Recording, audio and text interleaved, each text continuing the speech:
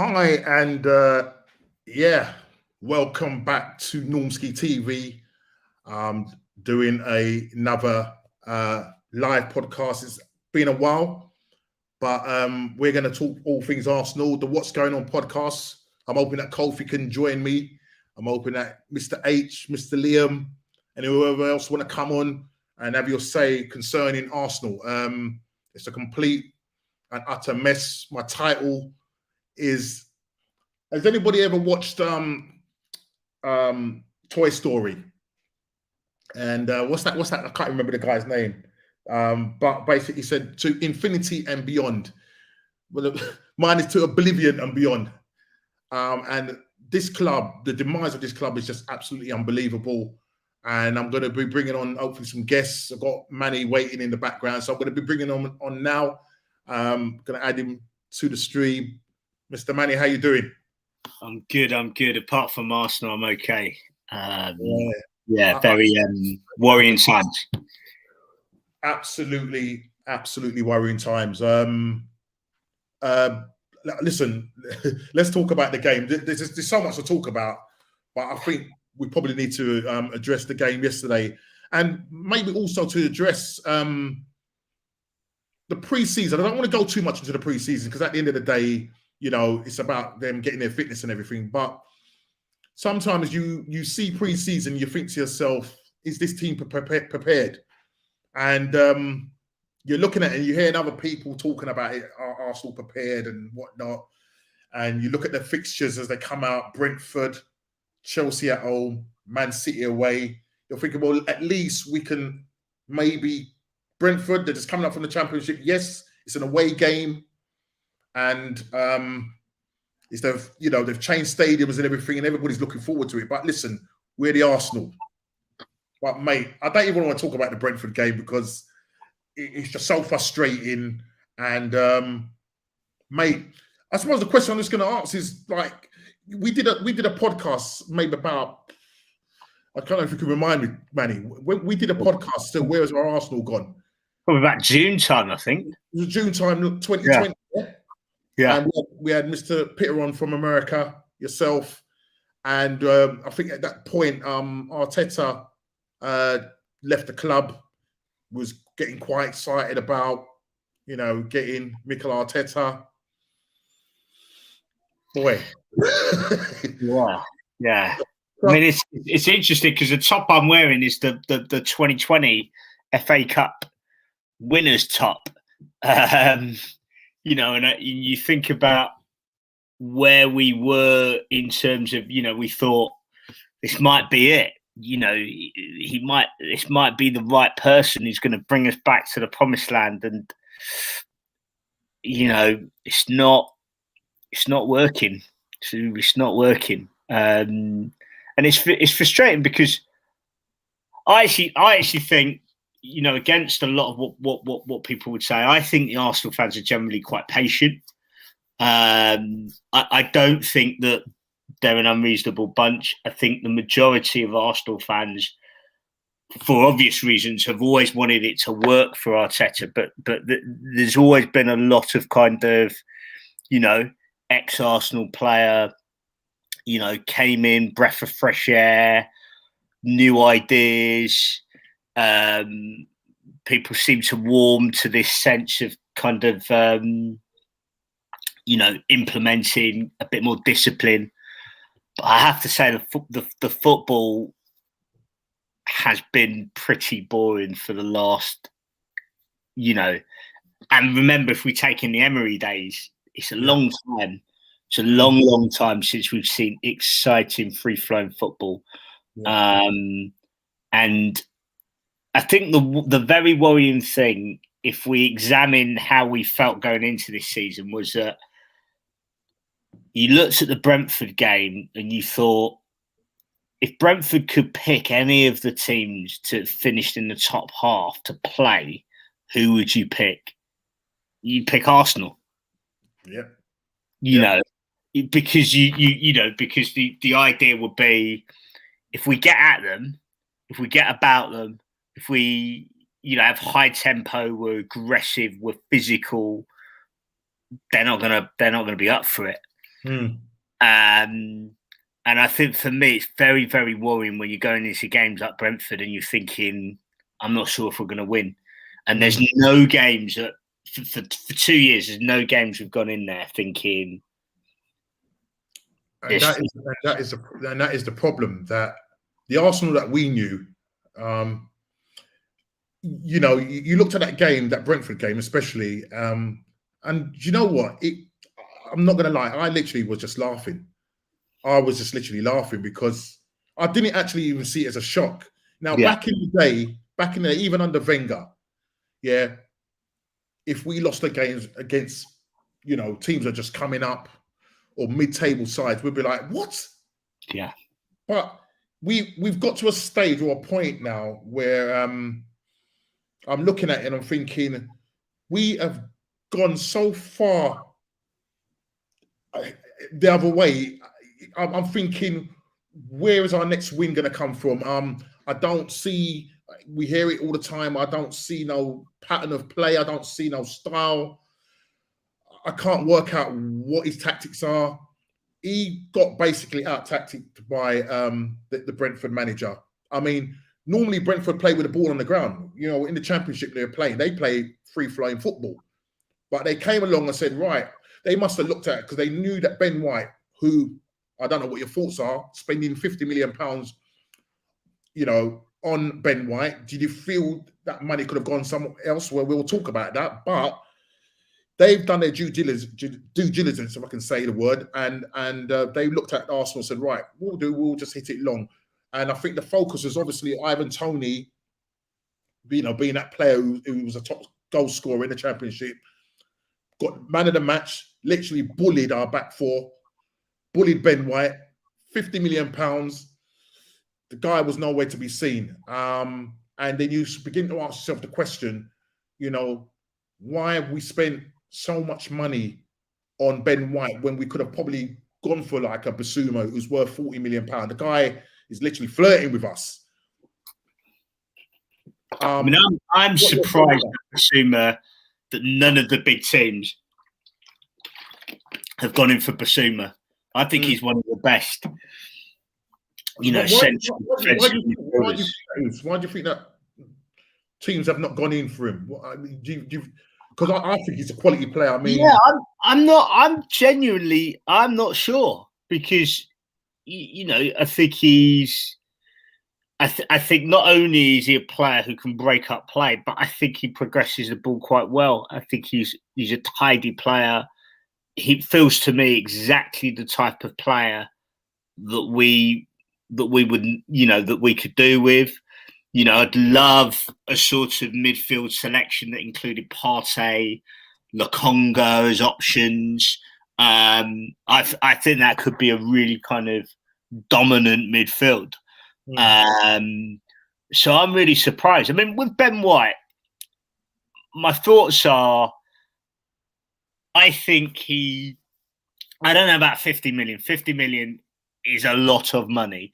But I think in time, he will be a very good signing.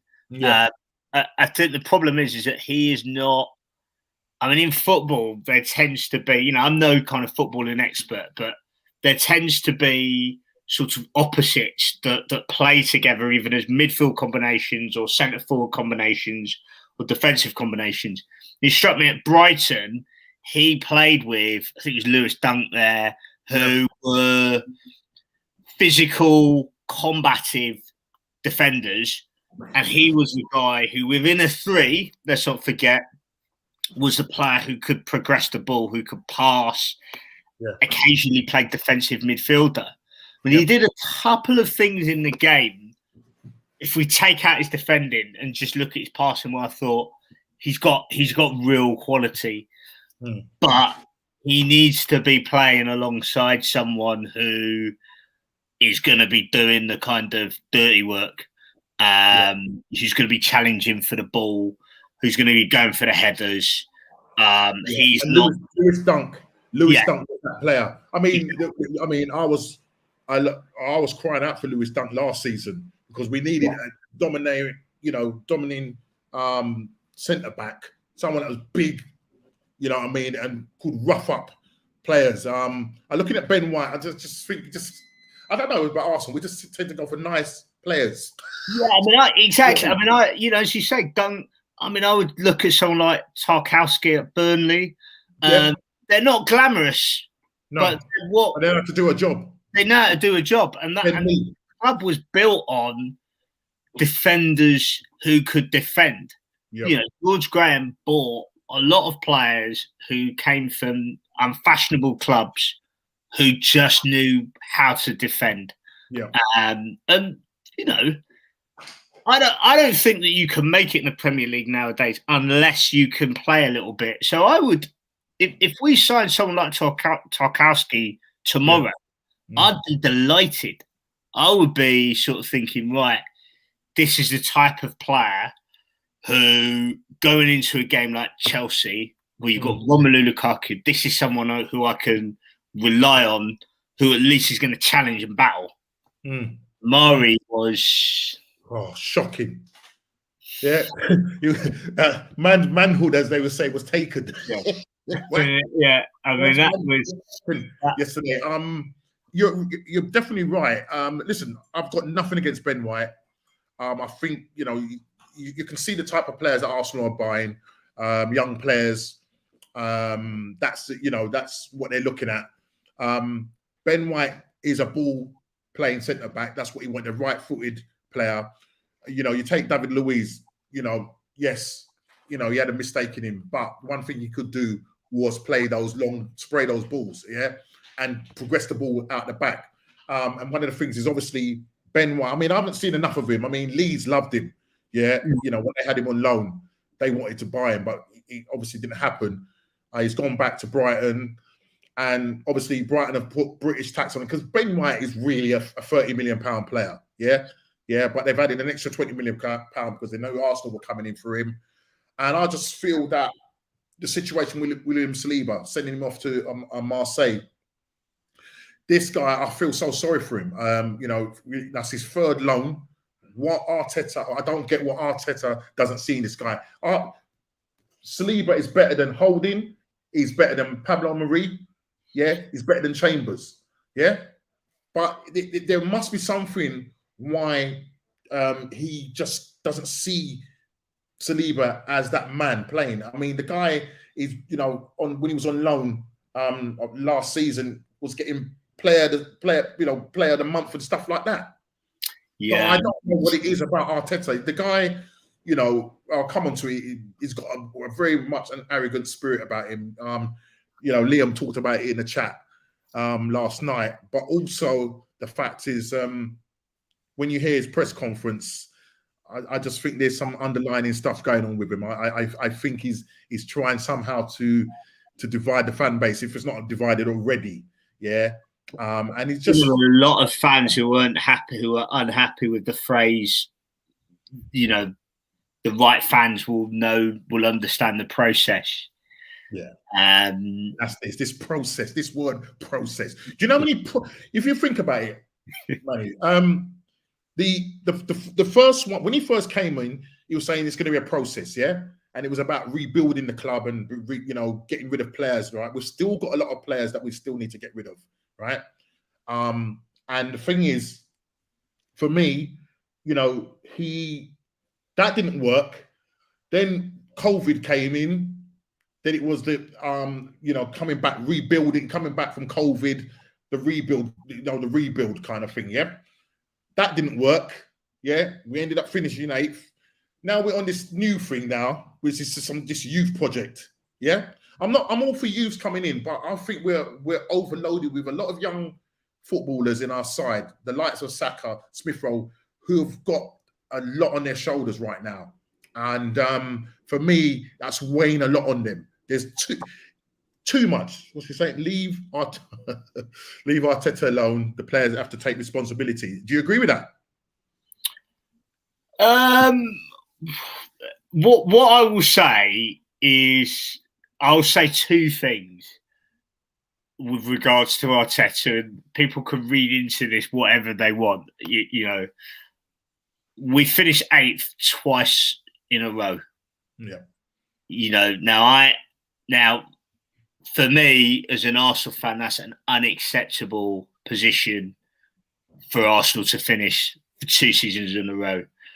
The second bit is I cannot think of a side of similar size to Arsenal who in the modern day would keep the manager under those circumstances. Now, we can sit back and say, look, actually, there's too much change in managers. I can see how you can make that argument. I would be saying that you're very, very fortunate to be managing a club of Arsenal side. Yep. This 8th twice in a row, to be playing this type of football, and for there not to be some serious questions asked. You know, who's that down to, though, Manny? Who's that down to? Who's that down to? The fact that you've got a novice coming in. Yeah, it's like getting somebody who's never, they've driven a car, and all of a sudden you've asked them to drive an oil tanker. Yeah. Yeah. I mean, is he? The other question I would pose, being provocative here, is hand on heart, do we think that there are other managers in the league who, with this squad, would do significantly better? My view is yes. And if you want to challenge it for top 4, you not only have to spend quite a lot of money, you also have to have fantastic coaches. And, Tuchel, Klopp, Pep, that's the level that we're talking about. It's not just about we're looking at it purely from the perspective of saying we need to buy new players or we need to invest more. But look at the list of managers in the league right now, and tell me where you would rank our current manager. Is he better than Rodgers? Is he better than Nuno? A poll came out. You might have seen it, where they rated the managers from 1 to 20, and Arteta was 19th, the exact place where we are right now in the league.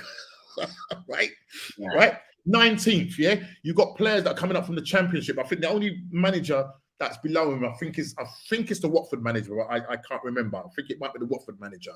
Yeah, Arteta's ranked 19th, and I was gonna actually look up and just look at the experience of all the other managers. If you talk about Pep Guardiola, you talk about Klopp, Brendan Rodgers, who else is there that have got well over 10 years? Yeah, there'll be someone like David Moyes. David Moyes, Sam Allardyce. I know he's not managing at the moment, but I think right now we probably do need a Sam Allardyce. I mean, the thing is, we laugh, but you look at a manager like Sean Dyche at Burnley, and you think that's an incredible achievement. Yeah, of that size, to make them an established Premier League side, that's an exceptional achievement. You got managers like Bielsa. We're one of the, we have some of the best coaches. We probably have the best group of coaches in the Premier League in all of world football. So, it's always going to be tough to keep your job under those in that environment where it's cutthroat and there's lots of excellent coaches around. But in his defence, and this will be where, because I know that there will be a group of Arsenal fans who will say, look, well, Arteta's just a symptom and there's some wider issues higher up. What I would say is that I think the transfer policy in the last decade appears to be woeful. I mean, if we just look at the last 2 years and just scribbled down some notes in terms of just recruitment issues and players that have gone, right? So we have the goalkeeping situation. Oh, gosh. So we bring in Ramsdale, who, I think he's a good keeper. Whether or not he's better than Leno, I don't know. But I'm struggling to see why we would let go a keeper of Emi Martinez's quality, who Emi Martinez looks to me to be one of the best keepers in the league. And I'm thinking, how has he been at the club for so long and no one's identified how good he is? And now we're in a situation where we're bringing in another keeper for more money than we released Emi Martinez. And that's where it's all gone wrong with the policy and their transfer policy. It absolutely baffles me. You know, how we cannot get rid of. I mean, I look at Chelsea and I look at how they get rid of their fringe players, that I've never heard of, and they've raised like 90+ million. That's paid for Lukaku. The only player that we can get off our books is Willock, 25 million. You've got a situation with Nketiah right now. You know, there's looking at the transfer. Crystal Palace are interested in him, but Arsenal are holding out for 20 million. You're not going to get 20 million. You're not going to get 20 million for Nketiah. One, he's injured. Two, he's got 1 year left on his contract. And three, I personally don't rate him. You've got the situation with Granit Xhaka. Now, some people might say, after the European Championship and the performance that he did against France, you might think, all right, okay, he sort of pushed his price tag up, but Arsenal were holding out for a region of around about 18 to 20 million. Roma were offering around about 13 million pound. Look, what they do now, they extend his contract, to 2025, give him a pay rise, £120,000. I really, it baffles me. I think it's really, really puzzling. I mean, the squad is littered. You think about Cedric, who's come in, lengthy contract, given his age. It is puzzling, particularly when you think in the last few games, if you include the friendlies, we've seen Callum Chambers, we've seen Bellerin, we've seen Cedric. The William Saliba issue, which we talked about. Look at the midfield issues in terms of Guendouzi, Torreira, how Ozil exited the club, and then the contractual issues that were there. Going back to the defence, Kolasinac, big money. Uber, big contract. Last season and a half hasn't been great. So there is something that doesn't appear to be going well in terms of the recruitment of players, the contracts they're on, and the renewal of the contracts. And in Wenger's, when Wenger was at his best, think about the number of players that we bought who were not really widely known, who we then moved on at a massive profit. And we can argue about whether or not these players should have been sold.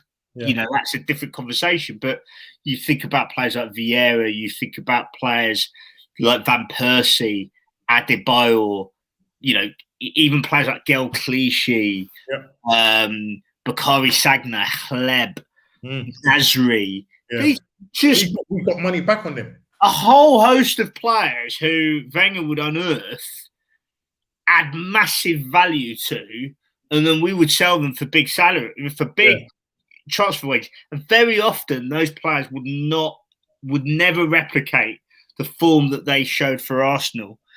So we were very, very clever at kind of turning those players over. And even some of our more homegrown players like Cesc Fabregas, the way in which they were being developed and then moved on. But we seem to have, got it. And it, I was listening to a podcast that sort of, it's touched upon. There was the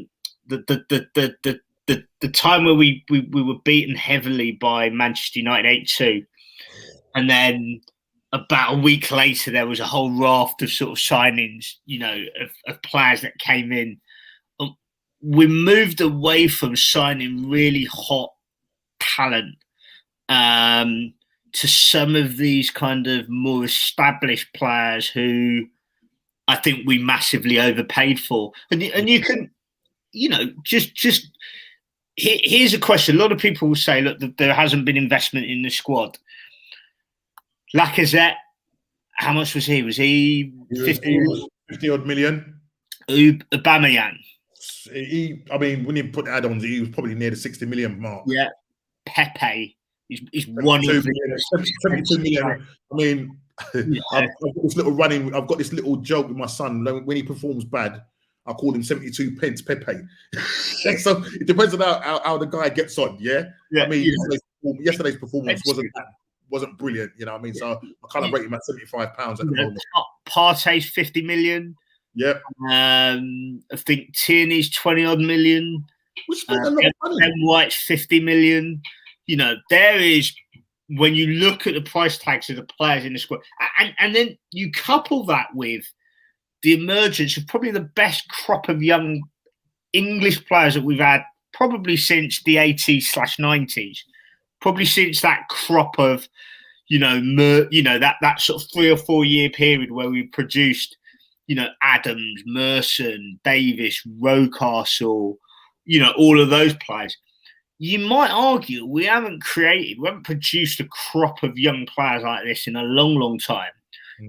Smith Rowe, Saka, Nketiah, Willock and Nelson, Jules out. You touch on Smith Rowe, the comment here, I feel sorry for Smith Rowe. We are letting him down. Do you think that's what's happening? Do you think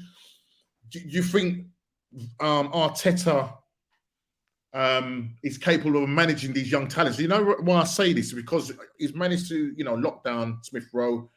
He's managed to lock down Saka, Martinelli, to long contracts. But the problem is the way that we're going right now, all these guys, in the future think, you know what, this club ain't progressing.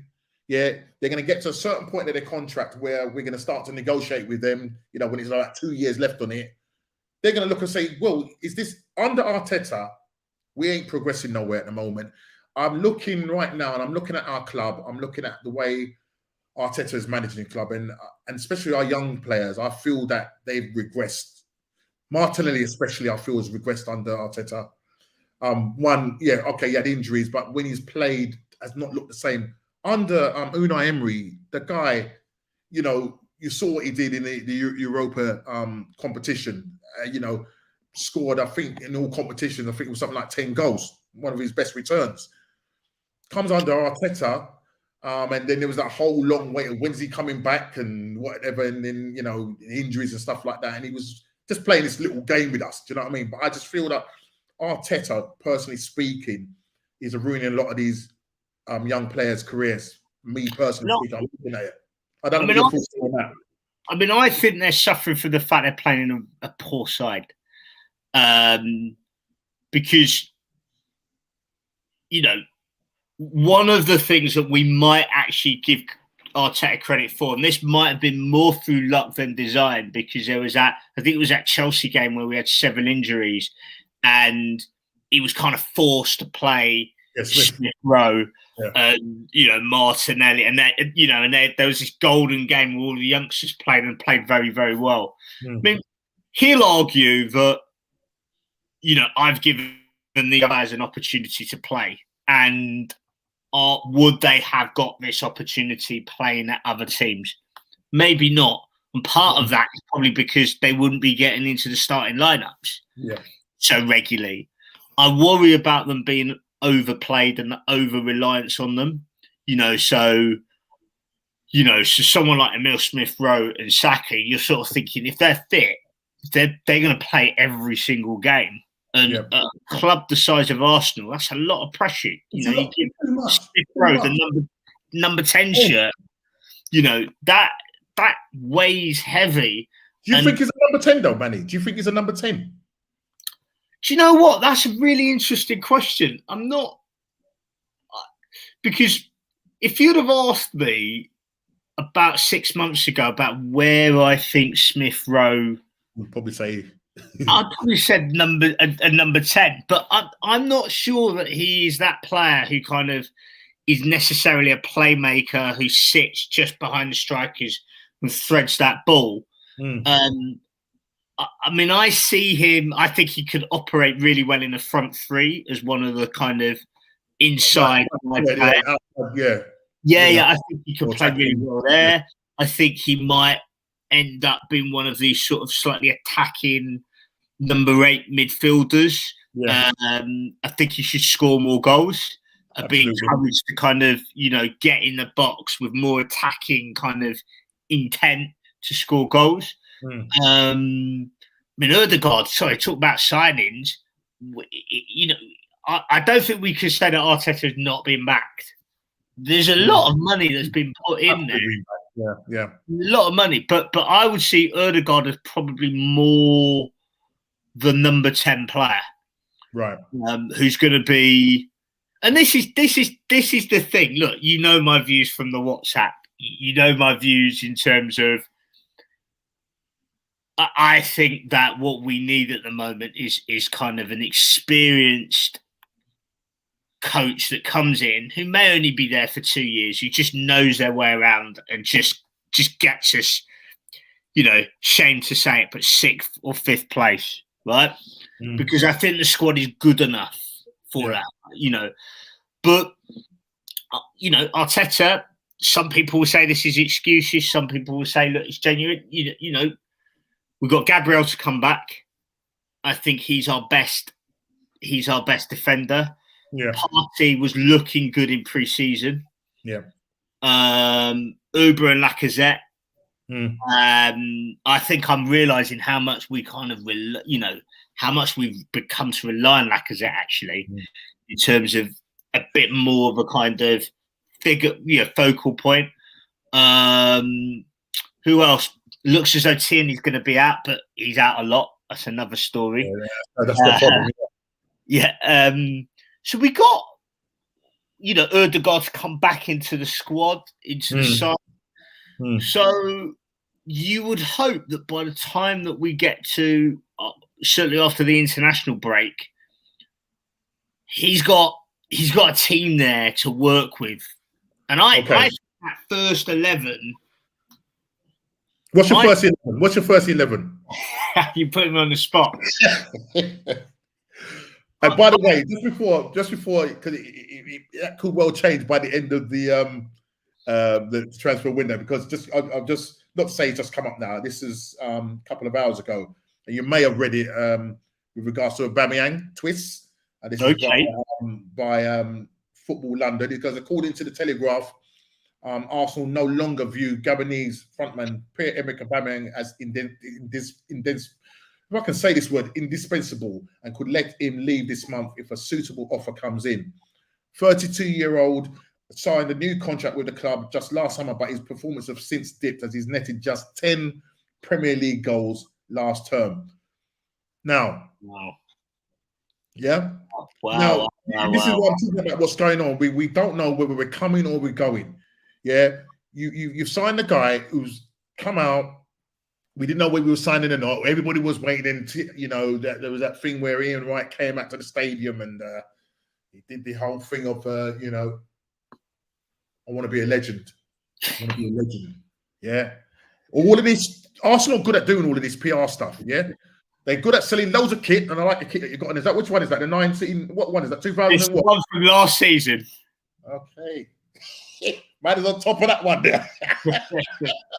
Right.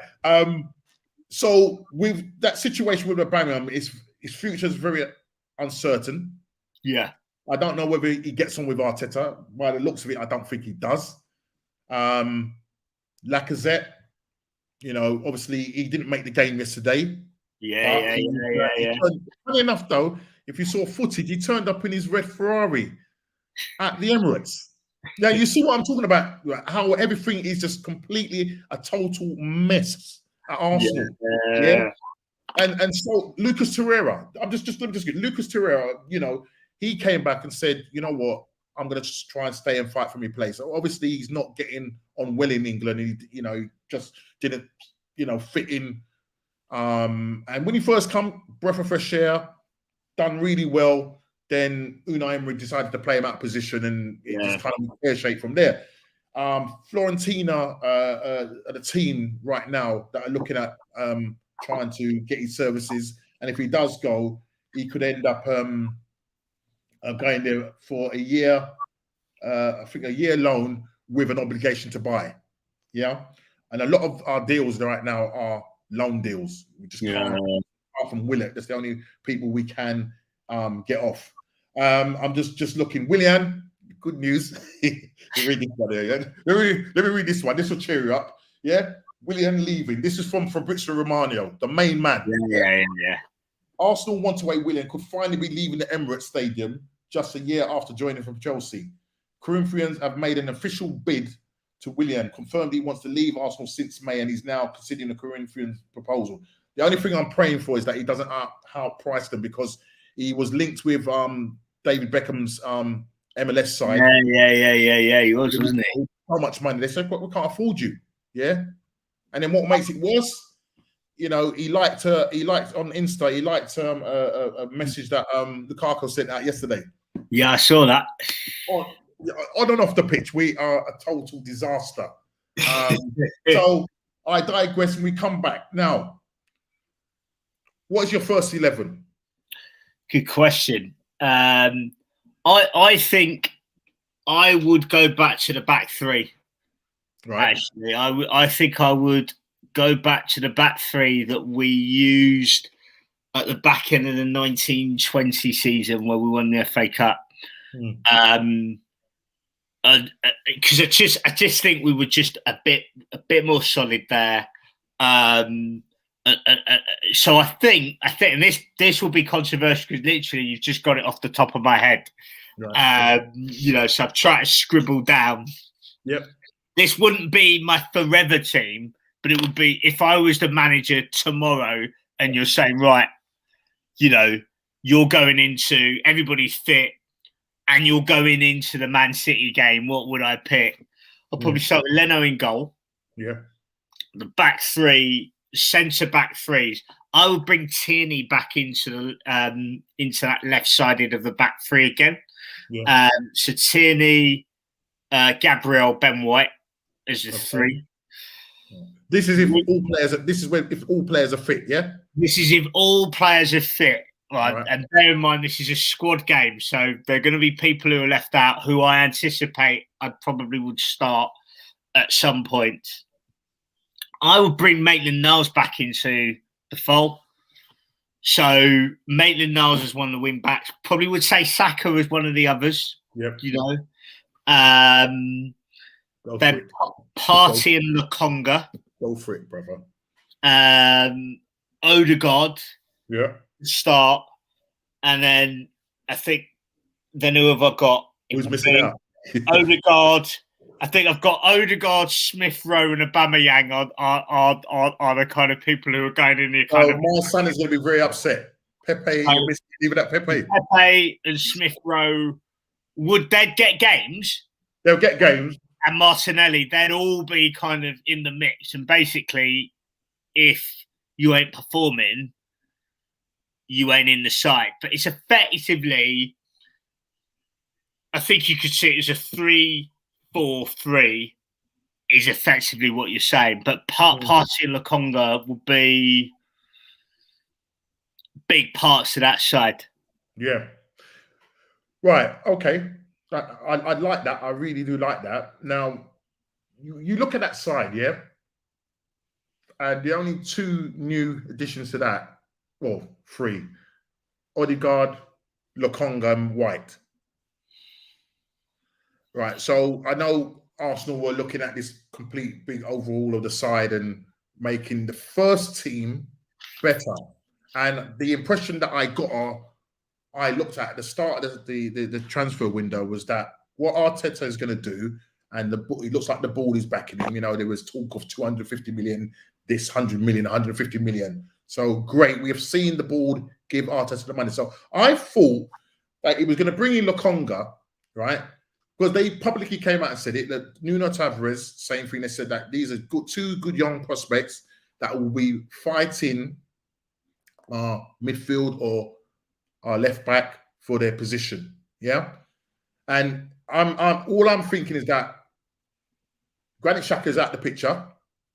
So what I was expecting there is an upgrade of Granit Xhaka. I was looking for an upgrade. So the players that we were linked with was Basuma. Yeah. And Usamuara. Wow. Yeah. Yeah. It would be exciting. Bruno Guimaraes from Lyon. Yeah. Strong. Yeah, Right? yeah. Progressive, young, can kick with both feet. Granit Xhaka's one-footed player. Yeah. So in my head, I'm thinking, okay, this is what it's going to look like. It's either going to be either Bruno Guimaraes, and I think he was rated at around about 30 odd million. Yeah. Or maybe Nusa Moura now, where his price now has fallen to something like 17 million. Yeah. We're hearing that Spurs are linked with him now. Yeah. Last season, he was worth 50 million. Why aren't we going and getting him? So with all what I see is we've spent 130 million, but have we really improved the side? Good question. Ramsdale, the jury's out. I mean, I have to say that's for me. I'm positive about the Ramsdale signing. One of the few. yeah, I'm positive. I think, obviously, I'd rather we kept Emi Martinez, but we are where we are.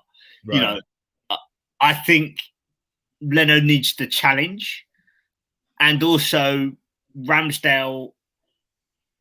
He feels like someone who really wants to be at the club, and when you see the whole shenanigans with Willian and you see the shenanigans with Xhaka, you know, one of the things that we want players who want to be at the club, and what was really quite refreshing actually is that he talked about wanting to establish himself as the number one.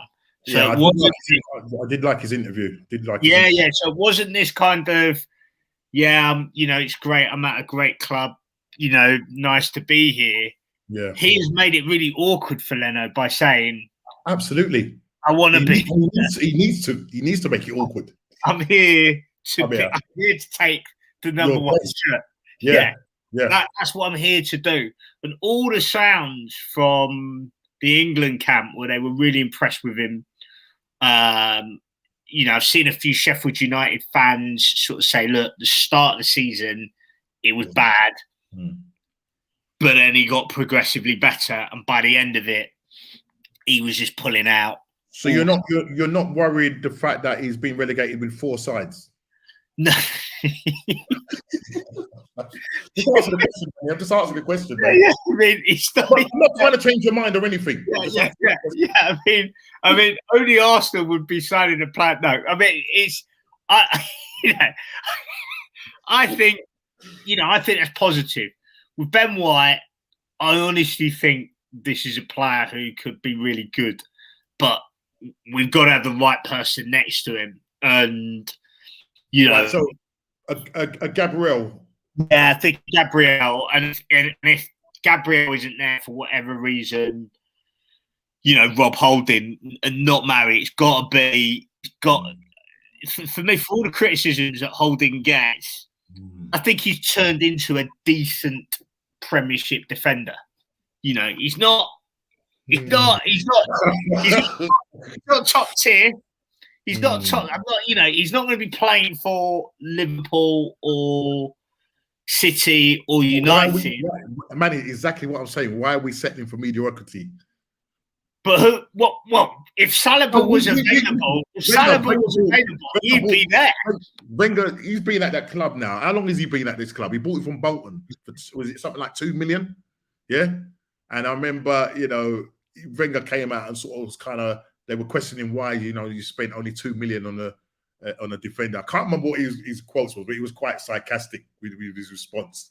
But I'm looking and I'm thinking, Saliba.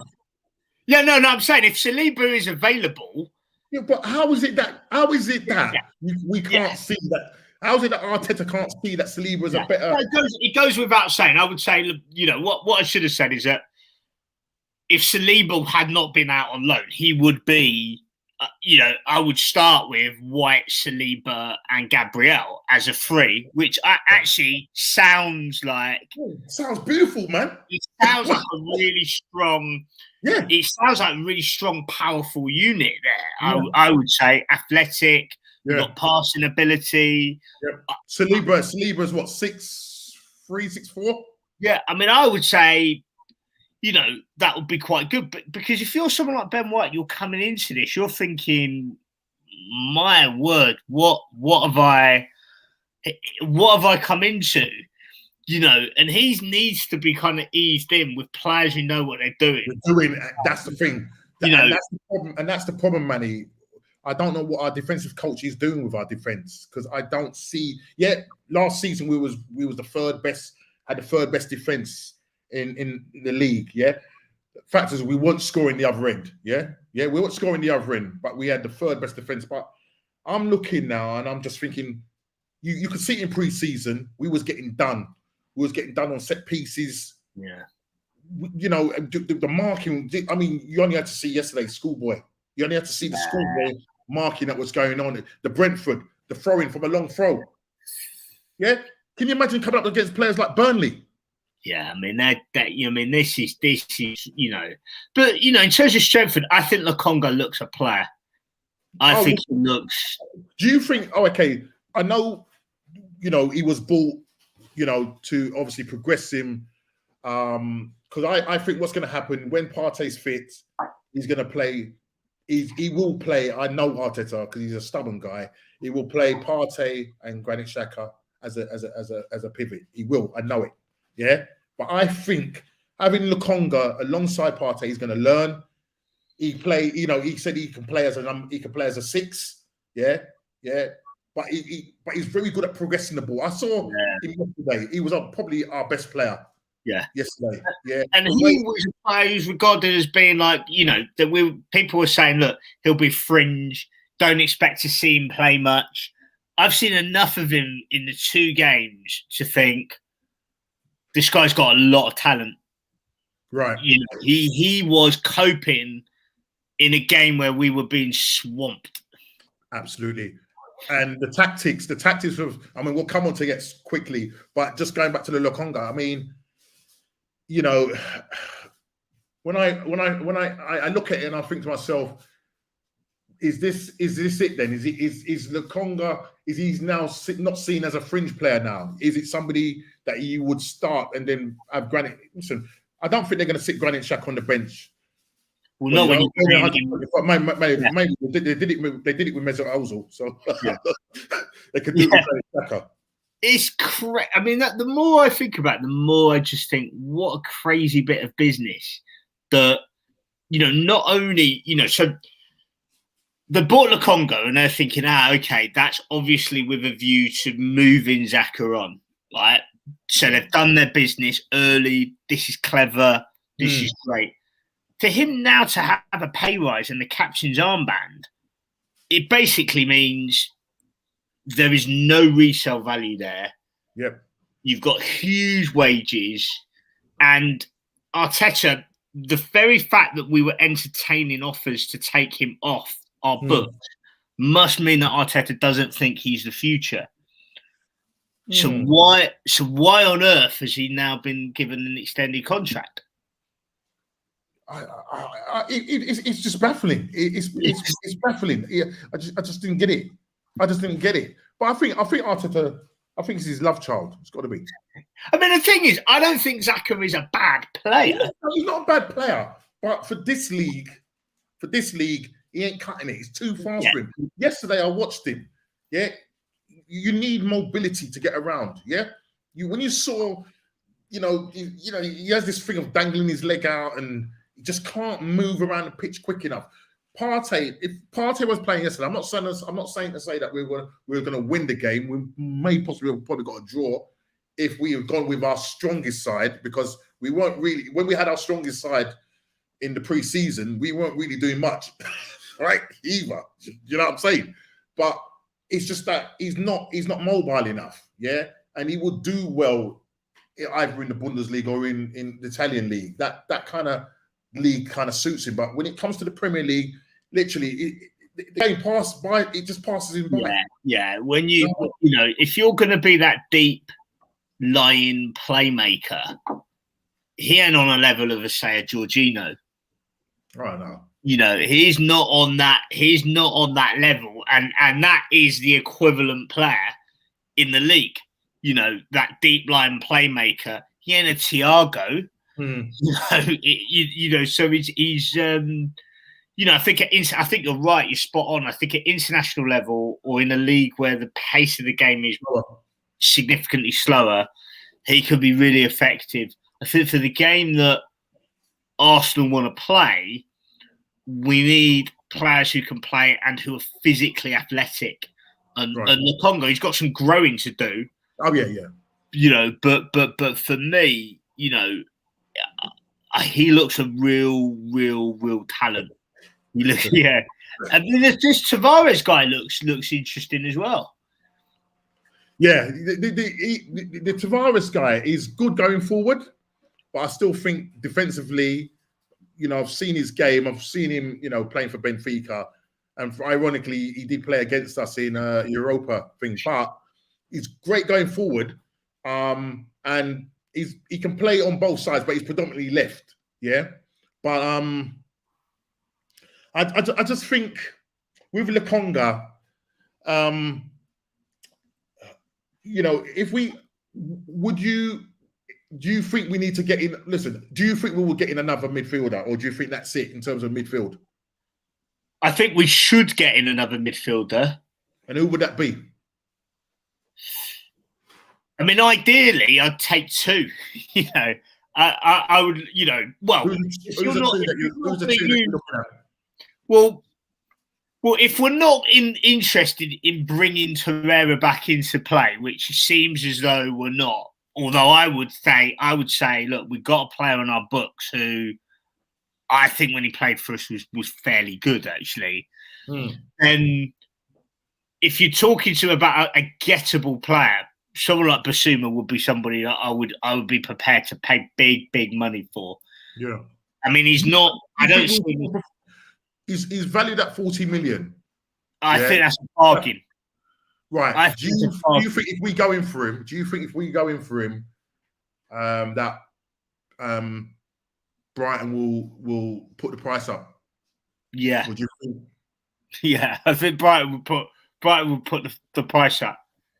But you know, because I mean, Basuma, I think at 40 million is going too cheap for them. You know, I actually think that Basuma should be a player that United are looking for. If I was a Man United or a Liverpool or any one of the top clubs, I would be looking at Basuma and say, I'm not underestimating. I mean, in that space, those players who are not currently in the top four, you know, Ndidi, I think he's a wonderful player at Leicester. But for me, Basuma, there's not a side in the country, and I include Man City, where I don't think he'd get games for.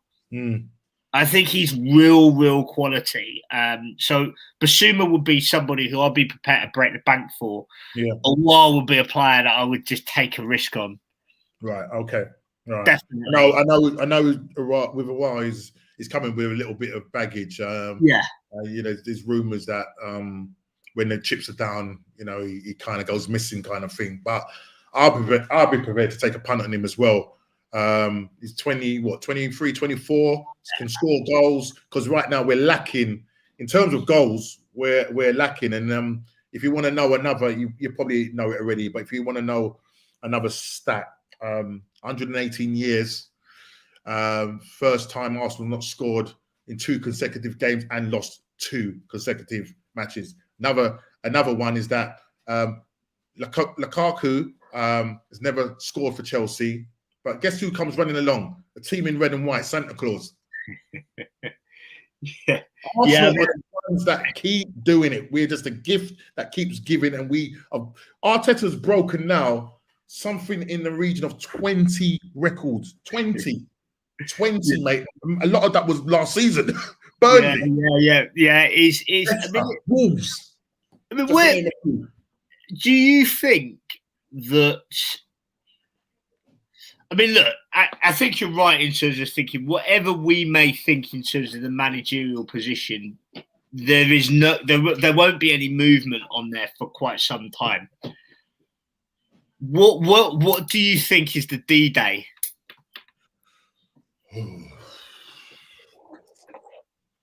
Gosh. All right. So, right. You know what? This will probably help me.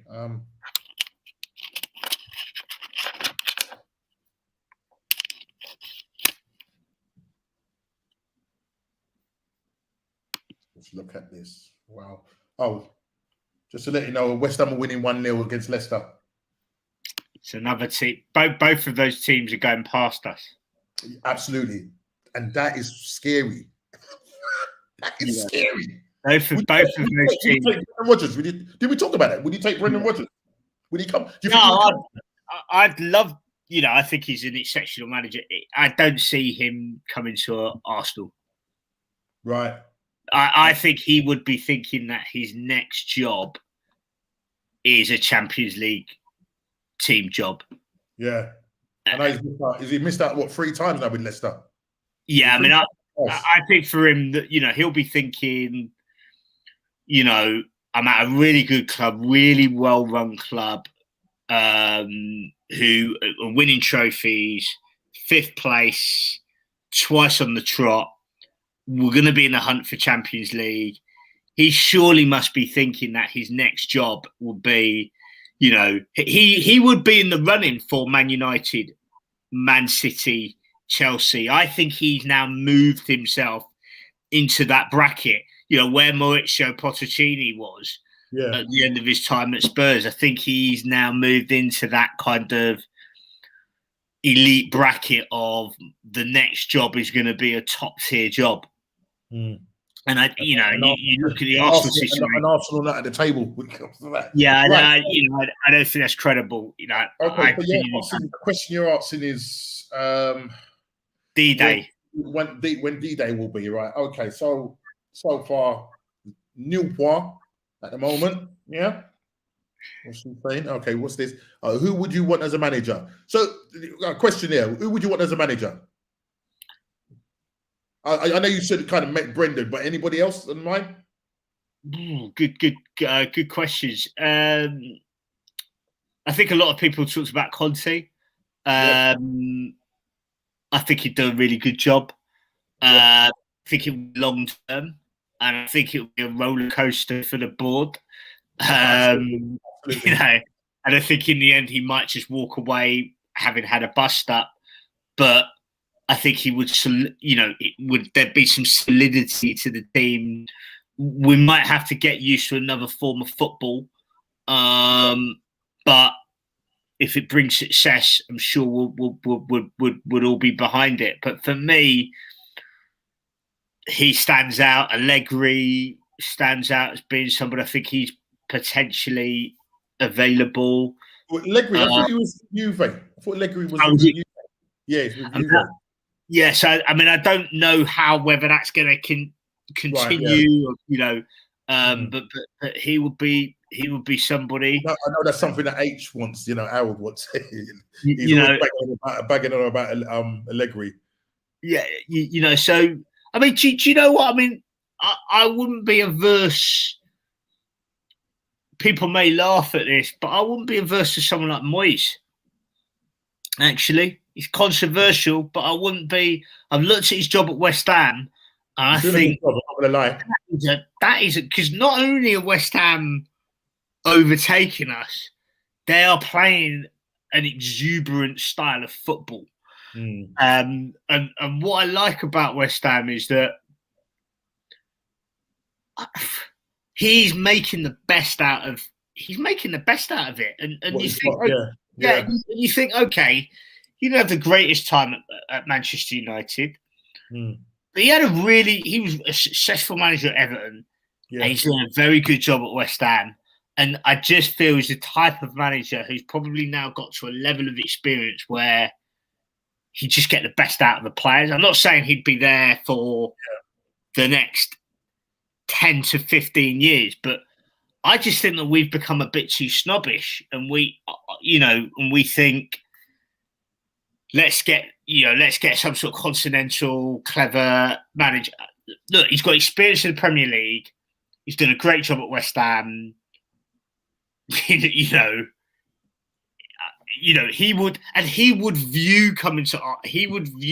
look at Arsenal and sort of say, I think this is a club I could improve.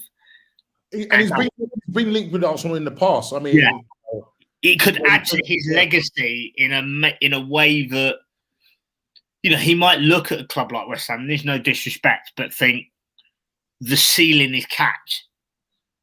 Yeah. With Arsenal, you know, he'll be thinking, with the squad that we've got, if we play in a certain way, we could be challenging for Champions League. I could get this team into 4th spot.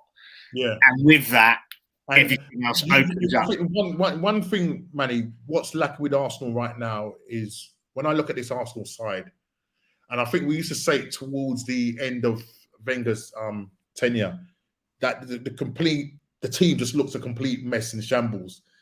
Defensively, just, you know, we would go on like attacks and then get countered. Do you know what I mean? But what I'm seeing with this side is that I'm trying to figure out how we're playing. There's just no, I don't see any real pattern or anything to the way we play. And right now we do look a mess. And I think you need somebody that's going to come in and organize this team. And I don't think Arteta is doing that. And his backroom staff, I think they're frightened. He just comes across as this arrogant guy that just feels like, I'm going to do it my way. That's why he ended up going with a 2-3-1 formation against Chelsea yesterday, instead of lining up exactly the same in 3-4-3. Yeah, exactly, man for man. Yeah, and just give it all you got. But he decided that he's going to try something, and we was just getting outmaneuvered in every particular area of that pitch. We looked like people that play down the marshes. Yeah, that's what we looked like. It was schoolboy stuff, absolute schoolboy stuff. Yeah. What about Rafa? Yeah, look, I think Rafa's a really good coach. I think he's a really good manager. You know, again, we may need to kind of alter our kind of, you know, our opinions of where we are as a club. But you look at I think we need to accept now. We need to accept that we are, and I'm not saying this as banter, we are a mid-table side. You know, someone like Rafa has got a history of value added, you know, and that's what we need. We need value added. And you know, look, who knows? We could be having this conversation in 2 or 3 months' time, and you know, things have been transformed. But what I'm saying is that at the moment, this is you know, in terms of Arsenal's history, this is a crisis. And I think the difference, what makes it particularly difficult for Arteta, and this is why I kind of think, you know, I may not want to lay into him as much. You know, it's more sort of thinking about the board and where you want to take this club. Is that about 15 years ago, we might have been able to afford to kind of say, look, let's invest in the youngsters, let's invest in the youth, because who were our rivals? You know, United were the main rivals, right? And you sort of thought we'd have to go some to not finish in the top 4, right? You know, who could compete really against us? Right?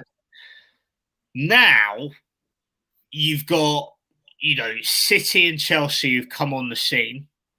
United, you look at their strike force, frightening, but United have historically there. You've got Liverpool, and when you think Liverpool have not been able really in the last 2 seasons to compete with the other 3 in terms of financial firepower, you know, then you've got teams like Leicester, Spurs, you know, who are strong. You've got new Villa starting to come up. Everton's backers have got, you know, money, so you know, they will be emerging as kind of serious rivals. You know, not to mention sides like, you know, I don't know where Wolves will end up, but you know, they're now a bit more competitive than they were. You look at someone like Bielsa at Leeds. These are all teams where you're sort of thinking they are. You know, they're at the very least as good as us. If we take out the top 4, they're as good as us, if not better than us. The mighty have fallen. and that's the but I still think it's salvageable. I look at the Arsenal squad, and I may be being kind of rosy eyed. You agree with this statement first? We could end up being outside the top 10. I think a well coach. Here's what I think. Do I think that the very best managers in the league could take this team to 5th, 6th place? Yeah, I do. Yeah, because the players are not bad. Yeah, the players are not. Even though we're saying we're a mid-table side, it's not because, all right, yes, there might be the odd one or two that are not at the quality, yeah, and because of what we've bought, like older players that have kind of passed it, yeah, but the players that we got, the Sakas, the Martinellis, very, very good players. Thomas Partey at his best. At his best. Is a very, very good centre midfielder. Emile Smith-Rowe is one of the best young players around. Saka, tremendous young talent. And now Lokonga now sort of like showing bits. Lokonga, Tierney is a strong left back. Yeah. Gabriel, I think once he gets another season under his belt, looks to me to be a very, very good centre half. Okay, Ben White didn't have the greatest start to his career, but he looks like a player who, if he continues to make his progress, he'll be in the World Cup squad.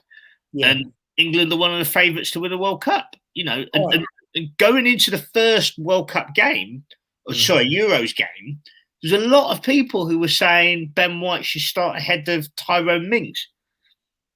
We've got, I want to see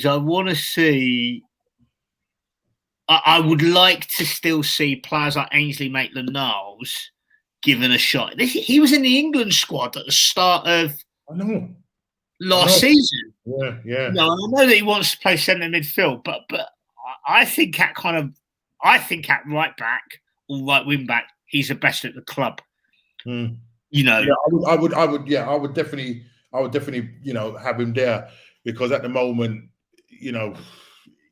with his future, it's just so much up in the air. I mean, he was linked with Newcastle. Yeah. There's a couple of clubs that wanted him. Yeah, exactly. And we could still. I thought Uber, when he came on yesterday, had a little bit about him. But this is a player who COVID. Yeah, exactly. And this is a player who was a Golden Boot winner 2 times. So I think there's some there is this. It sounds a bit crazy, but the squad is good enough to be competing for European places. Odegaard, I think, is a good signing. He's a good player who came in at Christmas time, COVID situation. So it wasn't a normal transition. Hadn't played a lot of football at Real Madrid. Didn't really quite work out for him at the back end of last season after his injury. Yeah. But were a couple of performances where you looked at him, you sort of thought, this guy's decent. He can find the pass. He can find that through pass. And he does reverse passes and that. And I think once like him, Smith-Rowe, Saka, connect. Yeah, they will cause problems. Yeah, exactly. There was some games. The only thing for me though, man, is that it's just this style that Arteta wants to play out from the back, and that I look at other teams and they play out the back, or they may go long and that. But one thing I notice is that most of these teams progress the ball through the lines a lot quicker than us. Yeah. And that's the annoying thing. Somebody was talking about yesterday, great save by Leno, but ball comes to him. He takes about 45 seconds to release the ball. By that time, Chelsea are set already. They're set back in their position. Like, he'll get the ball and he's about to throw it out, and then he stops. Yeah. We've got to move the ball quicker. Now, I don't know if it's just that we haven't got... Ben White is very comfortable on the ball. I can see that. Yeah? But then I look at Holding. I don't think he's comfortable on the ball. Yeah. No, I mean, yeah, he's not as because Ben White, as I said a couple of times in the Brentford game, he managed the ball really well under pressure. Yeah. I mean, I think Xhaka at times is too deep, dwells on the ball. That's why I like Lokonga and Partey in particular as midfield, because I think they're able to take the ball under pressure. Yep. And they play some really ambitious passes forward. And I think one of the problems that, at times when we've had Xhaka and El Neni is it's gone backwards, it's gone sideways. Lokonga and Partey are always looking to play the ball forward. Yeah, I love the way Lokonga takes the ball. He takes it on the half turn, and he just opens up his body and just lets the ball go. And then I mean, as you said, it's about building up his strength. I think if once he gets stronger, pump those weights and everything, mate, that guy's going to be a player. He's going to definitely be a player. We know Partey's good at that anyway. So So that's really good, and that's why I think these two, will do well, because as I said, Lokonga can play in that 6th role. But the Premier League, as I say, it is fast, rough and tumble. But the thing is about Lokonga, he can get about the pitch. He's got an engine on him. Do you know what I'm saying? He can get about. And I just think my big concern at the moment, because look, let's be honest, I don't see us getting anything against City. So we're going to be going into the international break, probably bottom of the league. Right? We just have to accept that is going to happen. I worry that there were some fringe players who could have been used that are not being used, and what atmosphere is there? When you've got someone like Kolasinac around the training ground in the first team squad when he's about to go. Yeah. You've got Xhaka as captain when he was about to go. Yeah. You've got Bellerin around. He looks like he's about to go. Well, yeah. I mean, he wasn't even in the squad yesterday, but they said he's got a slight. Ainsley Maitland-Niles sat around, and Eddie and Ketty. There's too many players sat around. Yeah. And there needs to be this kind of commitment where we almost sort of say, look, you are, we're going to have to work with these players because we don't have the depth of squad to not be able to work with these players. So, so maybe he needs to sit down, and I get, if you're prepared to offer Xhaka a massive contract in that way, maybe we need to sit down with Kolasinac and say, look, we need you to play this season, this will potentially be your window to getting a transfer, because Kieran Tierney is injured on a fairly regular basis. Like, and as soon as he goes, we're struggling with options in that area. Like Ainsley Maitland-Niles, we've seen him play on the left. We've seen him play on the right. He always does. I'd rather probably keep Ainsley there. I'd love to see. I think Ainsley. I know he's got this tag being this utility player and can sort of play in multiple positions. I would probably rather him as the because he can play in different positions. I'd rather just get rid of Kolasinac. I just think the guy just ain't good enough, right? And maybe keep, as you say, keep Maitland-Niles, and just do it for the club, do it for the badge, because obviously if Tierney's out for a while, Nuno's going to come in, but then if anything happens, then you've got that third backup, that person that can play in that position. You know what I mean? And what is happening with Torreira? Well, there's talk. There's talk. What's going on? Pablo strikes gives one half-time lead over 10. Oh, Leicester down to 10 men. Oh wow. Okay.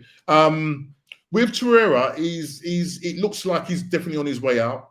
News is coming out that he's definitely going to be going on loan. Yeah. If that happens, but again, we have to see. Once we see him on that plane over the other side, holding up a shirt, then I'll believe it. But that's the talk at the moment, that Torreira's going. Obviously, the Nketiah situation is that Crystal Palace are interested in him, want to pay 10 million, but there's another European club So Arsenal are trying to push for that 20 million thing. If we get, I'll just take the 10 million and just whatever. This one, if Torreira wanted to stay, would you keep him? Yeah, because I think he's better than Elneny.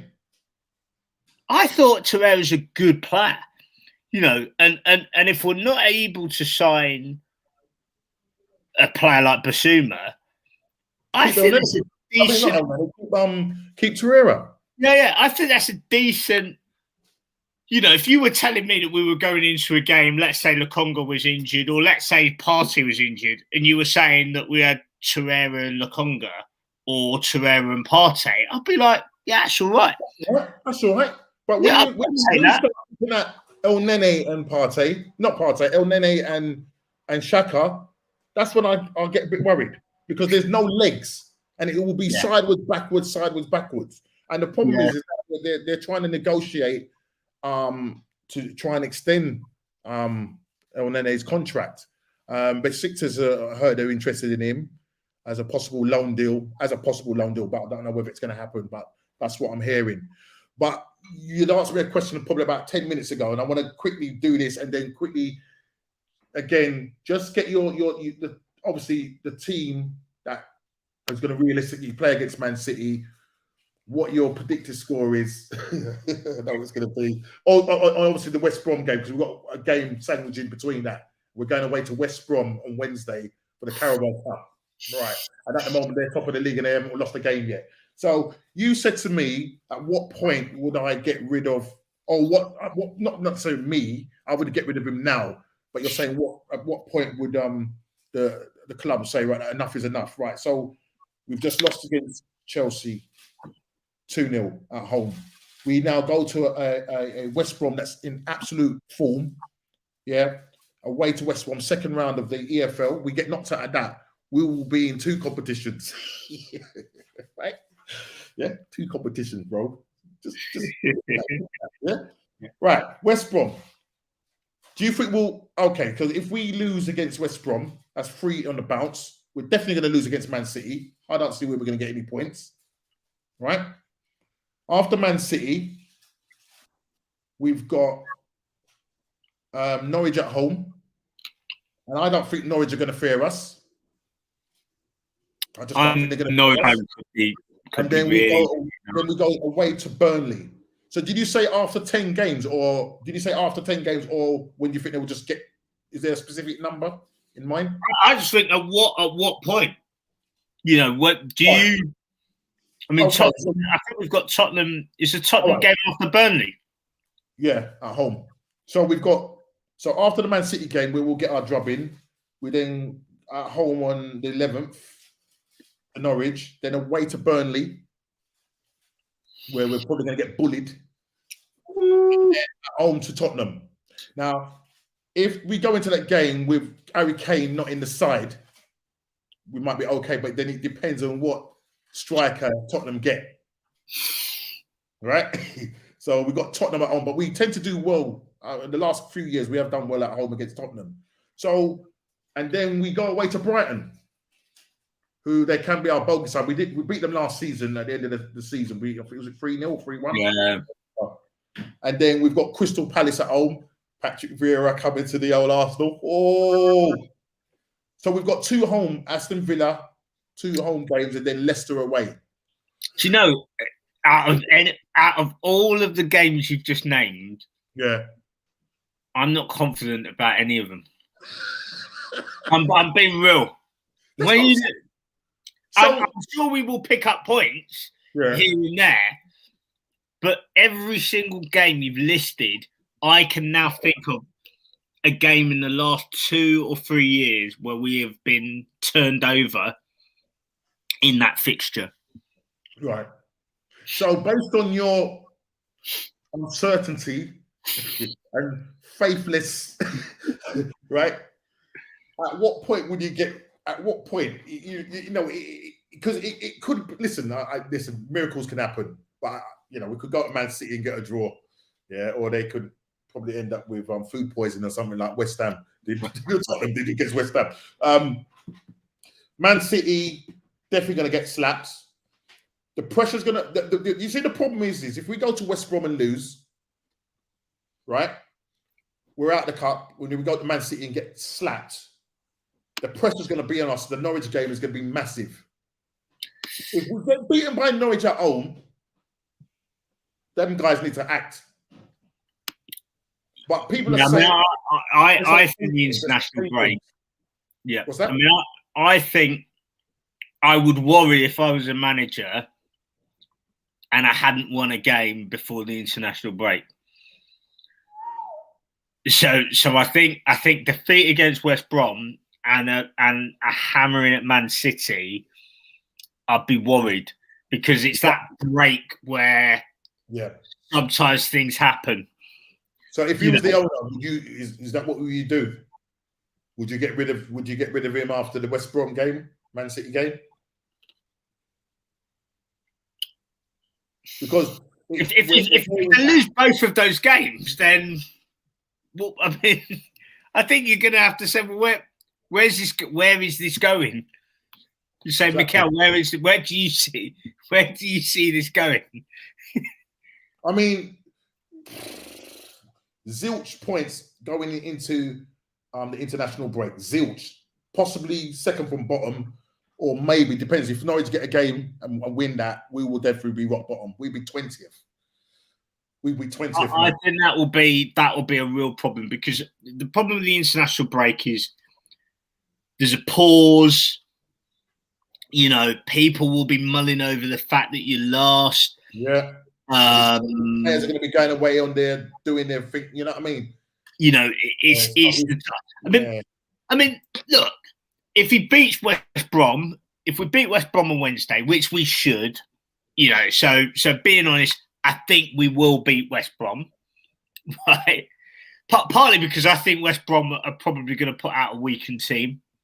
But you know we're going to put out a weakened team, don't you? Because we've got Man City next. So we're not going to go with a strong side.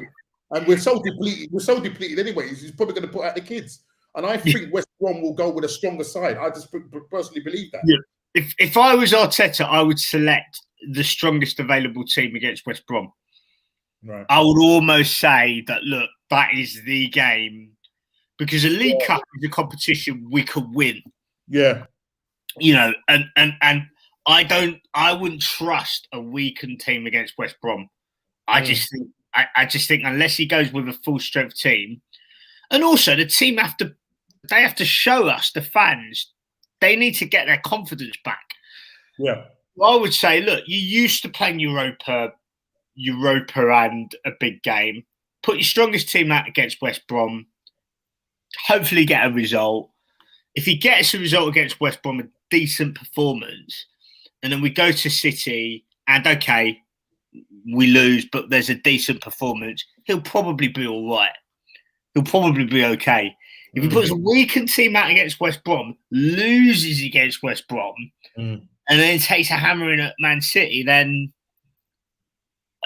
there's going to be a lot of people that kind of just think, yeah, because I still think the majority of the fan base are in the position where they'll say, let's wait and see until we get to November, December.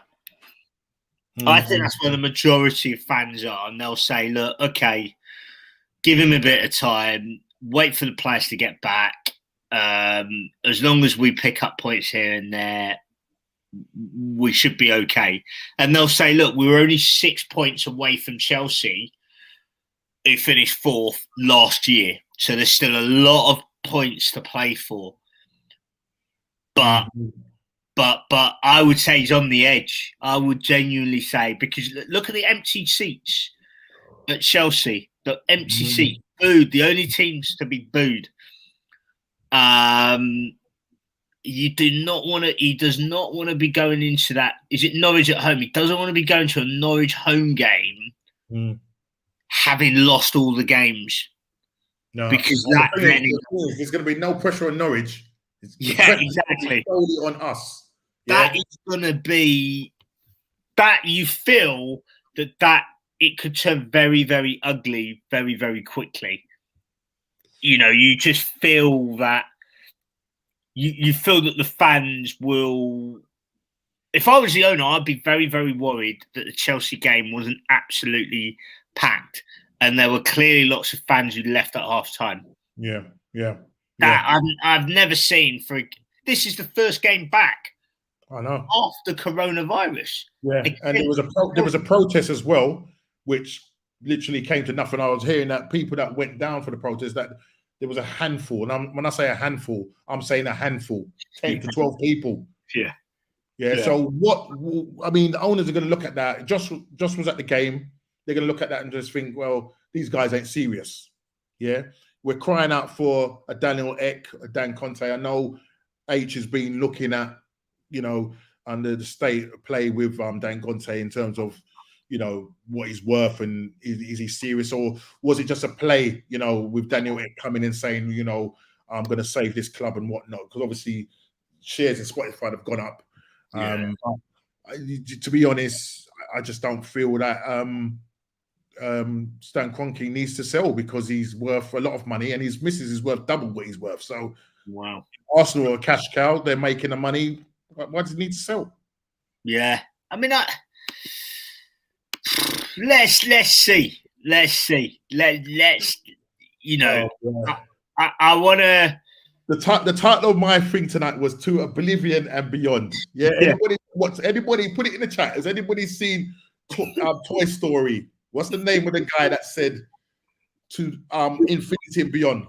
I even bought a little toy for my daughter. I think she had that one. Yeah. To Oblivion and Beyond. Are we seeing the demise of Arsenal? Yeah, the demise of Arsenal, Manny. That's the question I'm asking you. Are we seeing the demise of Arsenal? What are people saying in the chat? Demise. If we think, I mean, a question I heard on a podcast was, from 0 to 100, what do you think is the likelihood that we will win the league title by 2034, which will be 30 years after we won the last league title, which is roughly how long it took Liverpool to win the league title? Yeah. And what number would you give between 1 and 100? And I'm probably in the sort of 25 to 30 category. But that's probably quite optimistic. But my concern at the moment for Arsenal is that I get the point that there's an argument that, look, things are cyclical, that, look, before 1989, we haven't won a league title since 1971.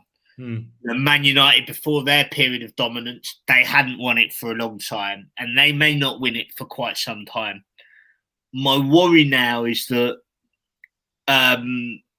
even during the times where we weren't successful, we were always considered to be a big team, the Big Five. This isn't just about whether Arsenal can mount a league title challenge. It's about whether or not we retain our position as one of the biggest sides in England. Yeah. And I worry that, I don't think all this discussion about Super Leagues has gone off the radar. No. I still think it's floating around. And if in 3 years' time we finished 8th, 7th, 8th, we ain't in that conversation anymore. No. We ain't in that conversation. And so my concern at the moment is we are losing touch. We are so far away. And in my lifetime, I have never ever been this far, even in the dark times. Yeah. I've never felt so far away from the top. It's getting to a point with me where they're making me fall out of love with football. Yeah. What I'm seeing.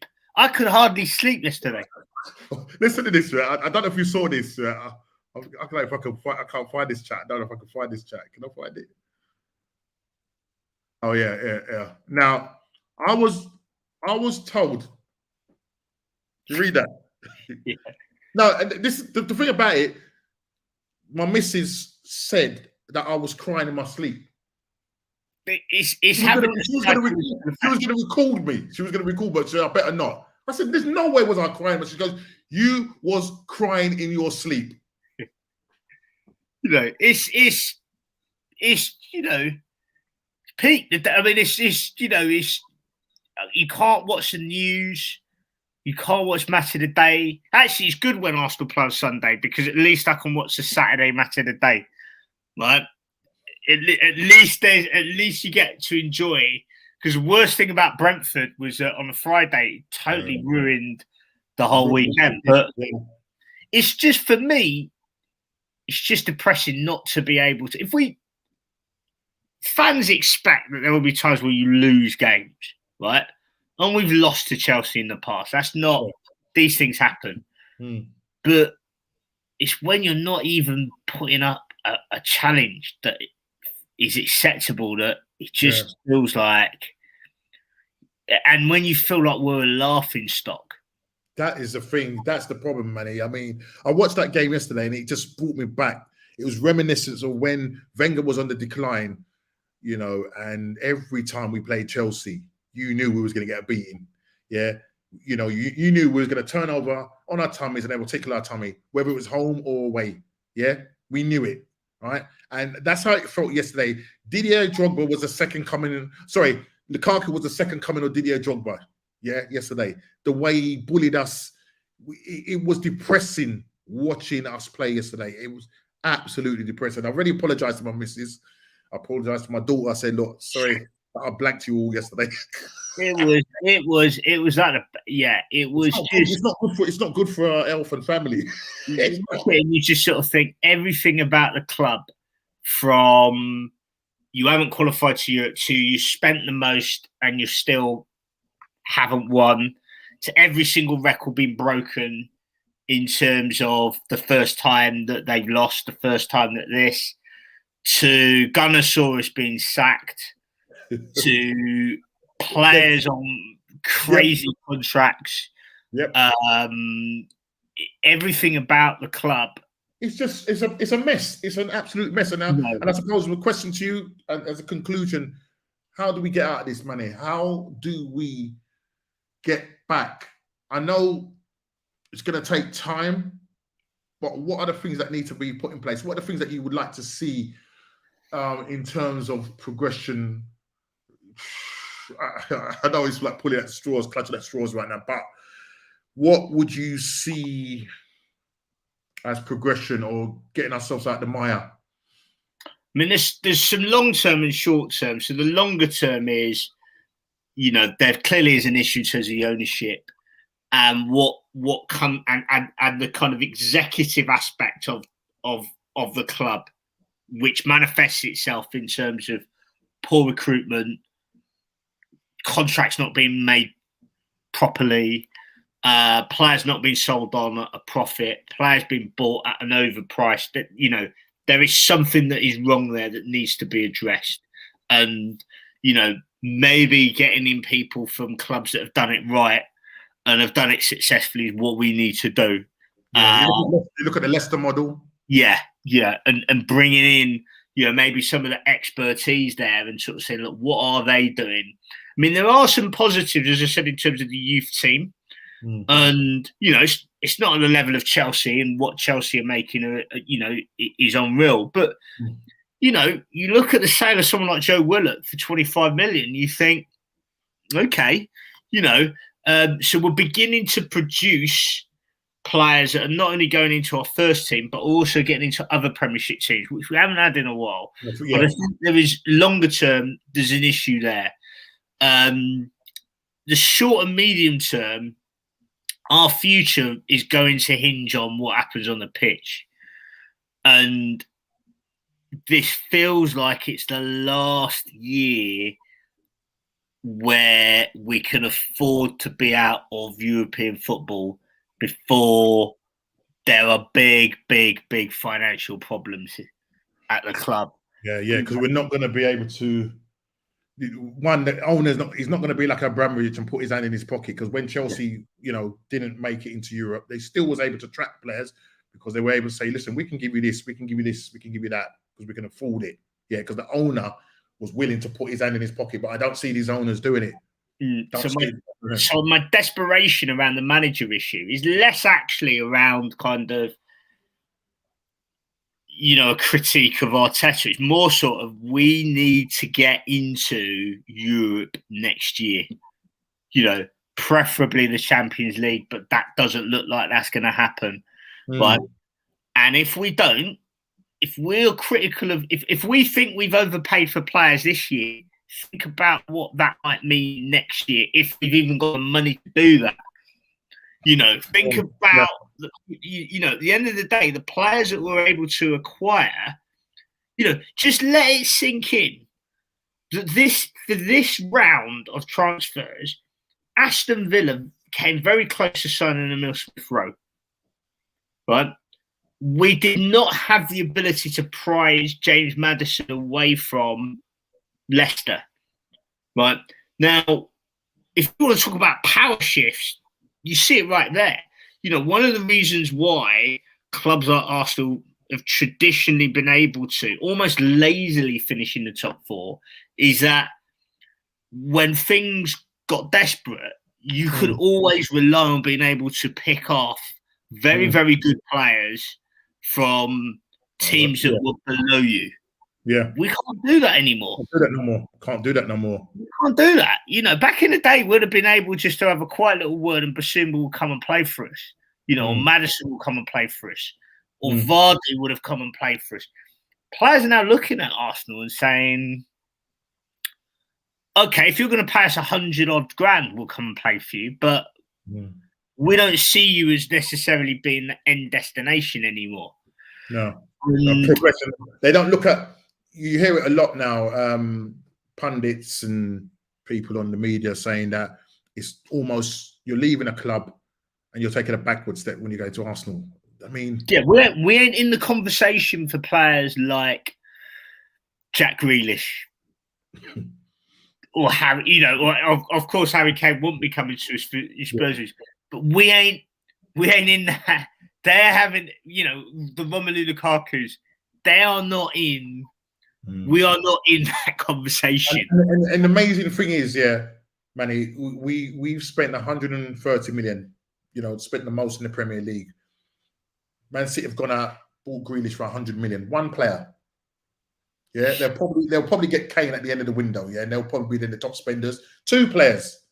Yeah, Arsenal have gone for this overhaul of whatever X amount. I think we may get in maybe one or two more players. Maybe the one that we will put, there might be that big, like the Pepe situation or the Partey situation. I'm hoping that they could spring a surprise on us, but we should be doing our business right from the beginning of the window. Yeah, we was told that we're going to do a whole, we're going to see changes and whatnot. I'm still seeing the same set of players still here, and Granit Xhaka has got a new deal, and that is just mind blowing. That is just mind blowing. For me, I'm just going to say progression. For me, one word: progression. 2 words: Arteta out. And on that note, hey, this has been really good. Thanks a lot, man, for taking really appreciate it. I was hoping that more people would come on, but listen, man, you made my day, and we've had great good quality conversations, and the people in the chat, especially my missus, she likes having a good dig at me and everything. Hopefully tonight I'll have a peaceful night. I've had Arsenal therapy. Listen, man, go to Curtis Shaw TV. This guy, man, I'll go and listen to him for therapy, mate. And the problem is that there's probably going to be more therapy after the West Brom game and the Man City game. You know what I mean? But it is what it is. It is what it is, guys. But guys, I wanted to say thank you very much. Thank you. Thank you, Jay. Thank you, Latoya. Thank you, Leah. Thank you for those people that have come on the chat. Really appreciate it. And if you're there, my sister, she's all the way over in Sheffield at the moment. Thank you for coming on the chat.